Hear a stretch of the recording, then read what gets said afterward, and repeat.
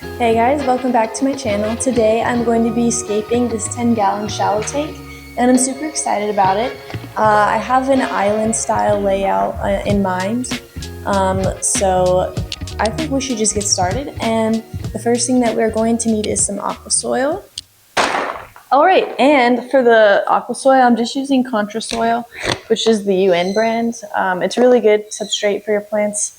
And if you guys want to use it as well, I can leave a link down below in the video.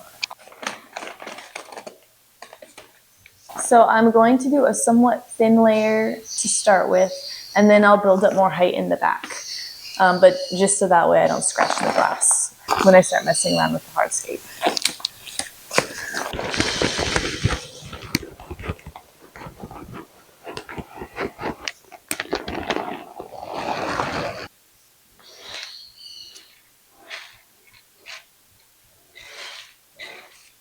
I have decided that I want to do a carpet in this tank, so I wanted to make sure that I leave a good amount of soil in the very front.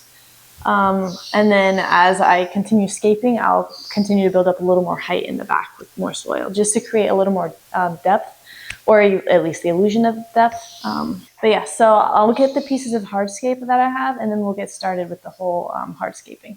So I've got these two really cool pieces of wood here. Because I'm going for an island style layout, I'm going to go ahead and start with them in the middle. Also, this is like kind of tall for me, so I'm going to stand on a chair. So if I'm suddenly taller, that is the reason. And pro tip, it's sometimes good to make sure you put the lights on so that way you know where they're going to be when you are scaping, because I have definitely scaped a tank before and then realized that my light was going to be in the way afterwards.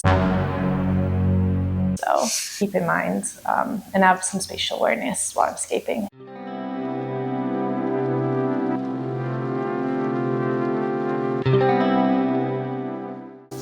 And then I have quite a few rocks as well because this is some heavy wood, so it will float. So I'm going to use rocks in order to glue the pieces to the rocks, so that way hopefully they stay under the water and don't float up, because that's never fun.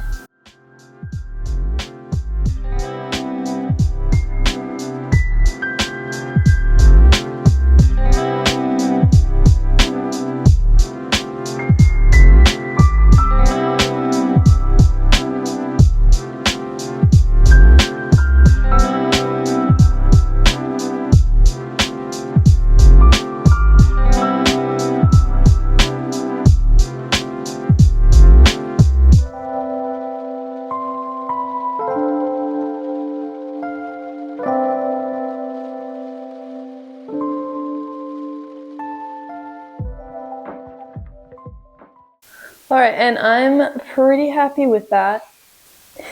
So as you noticed, I left a good amount of space in between the rocks and the wood, because you need to make sure you're leaving enough space so that way you can still plant. Same with in the back. You don't want the hardscape pushed up all the way in the back because then you won't have anywhere to put your plants. But yes, I'm pretty happy with how that looks. And so now I'm just going to go ahead and glue everything down and then add a little more height in the back with some more soil. So now I will be super gluing everything with the paper towel and super glue method. So all you do is you make a ball with the paper towel like that. And then you're going to wedge it in between a piece of wood and rock. And then you just soak it with the super glue. And you'll probably want to keep your face out of range because it will smoke a little bit. You don't want that in your lungs.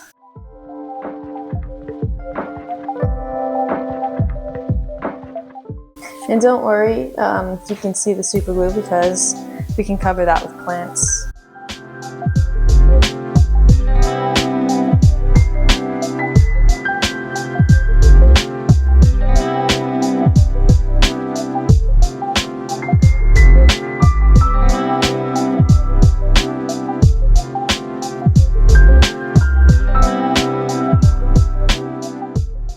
All right, so gluing is done. Everything should be, stable. Yep, that's not going anywhere. So yes, I'll go ahead and add a little bit more soil so that way you guys can see what I'm talking about as far as adding a little more depth goes.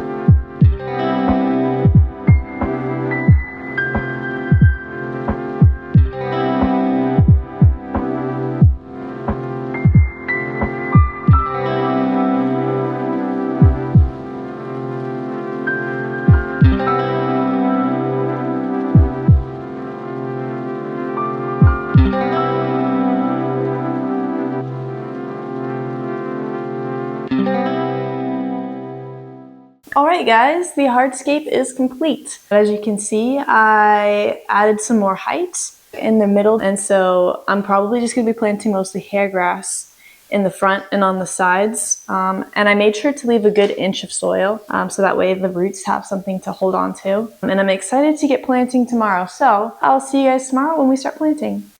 Alright guys, today's planting day, and I'm going to be starting off prepping all of my plants.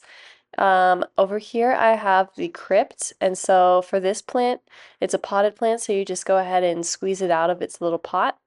And then I like to split it down the bottom of the casing that it's in, just right down the middle, just because it's a little easier to get the roots out, just because it kind of naturally splits like that. And you just kind of shimmy it out of the roots, like so. Just make sure that you're doing this gently because you want to avoid tearing the roots because you don't want to damage the plant. And then you can go ahead and take your tweezers, and even a fork works really well, and try and get rid of as much of that stuff as possible.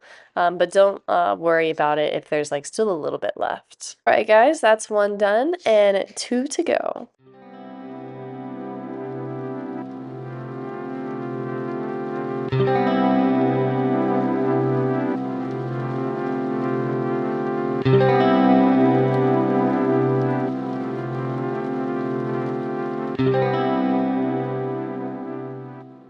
So I'm splitting this plant right at its rhizome. It was already kind of split on its own. But the rhizome is located right above the roots, and when you split it at its base right there, it encourages new growth. So that is a good way to get your bang for your buck for your plants, just because plants can be so expensive. And this way you are saving a little money and getting the most out of your plants. All right, so next for potted plants, we have some Bucephalandra Red Mini, the same exact process as the one that we did with the crypts. And this one's pretty easy to get out just because it doesn't have a lot of roots the same way the crypts do. But I'm just going to go ahead and do this with the other one as well. I also have some Bucephalandra Godzilla, and this is attached to a lava stone. I was thinking about taking it off of this, but I think I'm just going to go ahead and glue it onto the hardscape instead of trying to take it off the rock, just because I don't want to damage the plant. Okay, so next we have some Elacaris parvulameni, and sorry if I am butchering the name. For this one, it comes in a gel media, so what we're going to do is take them out, and then we're going to rinse it. You can do it under a faucet, that's probably easier, but I'm just going to do it in this little bowl of water. And you want to try and get as much of that gel media off as possible, just because it's going to be a lot of excess nutrients inside the water once you plant it, so you don't want to keep all of that on there, so do your best to get as much off as possible.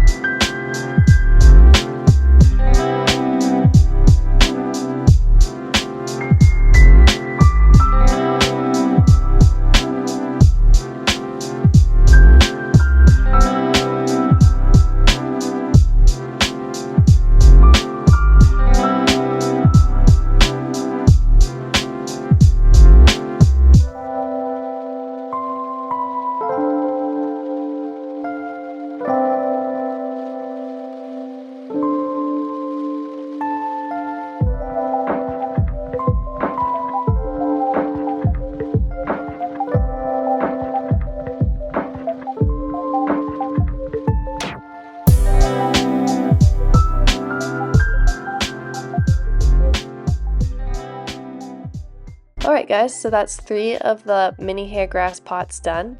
I covered the plants on the right of me with a wet paper towel because I don't want them to dry out. But what we're going to do is just break the mini hair grass into smaller little pieces, like so, and you just pinch it right at the base and kind of gently pull it apart. And then sometimes it helps if you roll it between your fingers, just so that way it stays together as a piece when you plant it. But breaking the hair grass into smaller little clumps encourages new growth because it will encourage the plant to send out runners, and it will also give your tank the appearance of a fuller planted carpet just from the very start. So don't skip this step because it's very important to achieving that full carpet look that everybody really wants. But I've got a lot of these to get through, so cue the montage.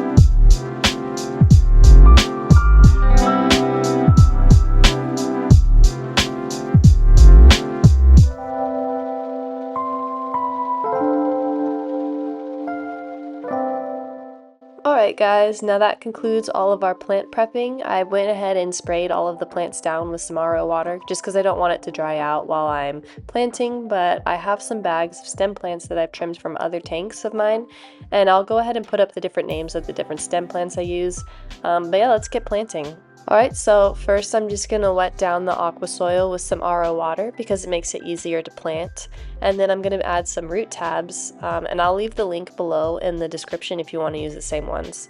But I'm just placing them around the tank, kind of spreading them out evenly. And this is so that way the plants will have more available nutrients later on when they need it. So you might be wondering what this string's doing in here, and I'm just using it as a guide to plant. And because I'm going for an island composition, I'm going to be planting all of the foreground plants, the hair grass, outside of the string, and then on the inside of the string I'm going to plant my crypts, and I'm going to plant my stem plants, and this is really going to aid to creating that sense of an island for my composition. So you don't have to do this, but I'm just using it because it's just a helpful guide to know where to plant, but you don't have to use this. So I've placed the crypts where I want them planted, and all you do is take the roots and you plant them straight into the aqua soil. And you want to make sure that it's all covered because you don't want it floating up to the top.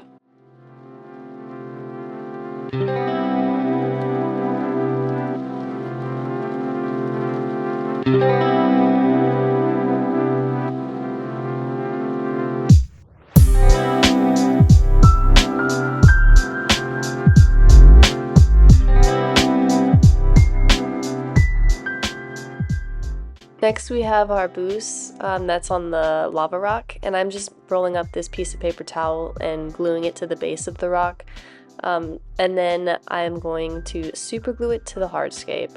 With the other two Boost Red Minis, I'm just going to use a little bit of super glue straight onto the plant and then stick them to the hardscape so that way they don't float off and up into the water. I'm going to move on to the hair grass now, and this is going to take a little while, so cue montage.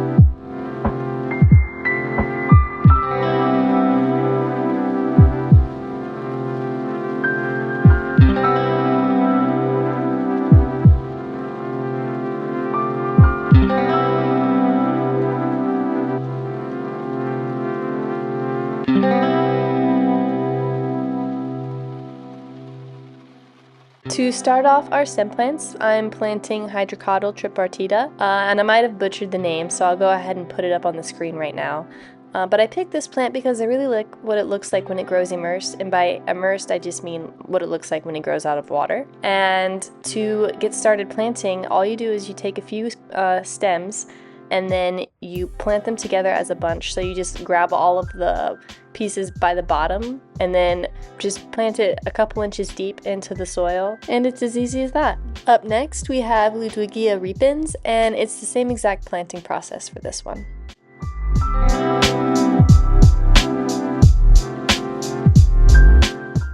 I'm also periodically spraying the plants because I don't want them to dry out. And the next stem plant that I'm going to be planting is pearlweed. And as the name suggests, it grows like a weed. But same exact planting process as the other stem plants.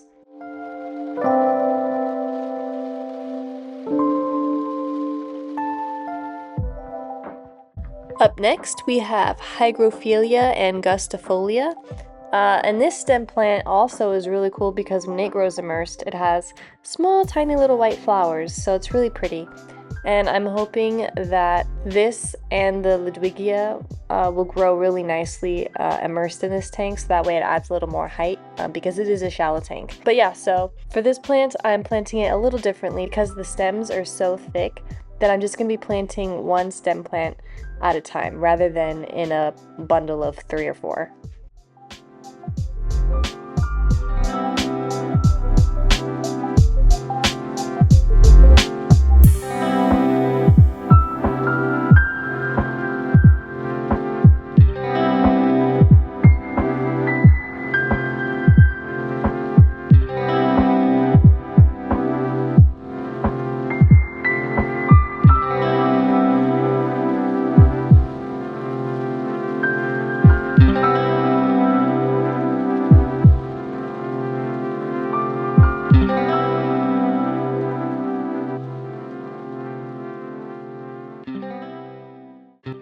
Up next, we have some Rotala. I don't remember exactly which kind, but it is the same exact planting process as the other stem plants.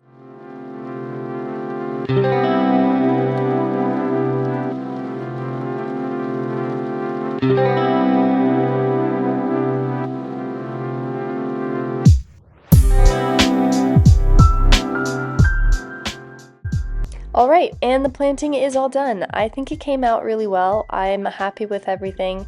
I just wanted to give you guys an aerial view of what it looks like though, so you could see all the plants and how densely I planted, but all that's left to do is fill up the tank.